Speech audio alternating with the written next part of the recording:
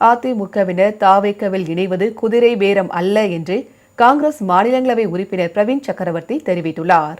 கோவை விமான நிலையத்தில் செய்தியாளர்களை சந்தித்த அவர், தாவேக்க சட்டமன்ற உறுப்பினர்களை திமுகவினர் பணம் கொடுத்து வாங்க முயற்சிப்பதே குதிரை பேரம் என்றும் அது சட்டப்படி தவறு எனவும் குறிப்பிட்டார். அதிமுக சட்டமன்ற உறுப்பினர்கள் தங்கள் பதவிகளை ராஜினாமா செய்து தாவேக்கவிற்கு செல்வது அவர்கள் கட்சிக்குள் நடைபெறும் விஷயம் என்று குறிப்பிட்ட பிரவீன் சக்கரவர்த்தி, அதிமுகவினர் தாவேக்கவில் இணைவது குதிரை பேரம் அல்ல, குதிரை ரேசிங் என்று கூறினார். எம்எல்ஏக்கள் சுயமா ராஜினாமா செஞ்சு வேற கட்சிக்கு போறாங்க.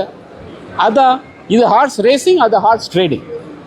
யாரோ திமுக ஒரு முன்னாள் அமைச்சரும் எம்எல்ஏவும் அவர் பணம் கொடுத்து ஒரு தாவேகா எம்எல்ஏவை சபாநாயகர் நம்பிக்கையில்லா தீர்மானத்துக்கு எதிராக ஓட் போட சொல்லி அப்படின்னு ஒரு எஃப்ஐஆர் போட்டு அதில் ஒரு கேஸ் போதா இல்லையா?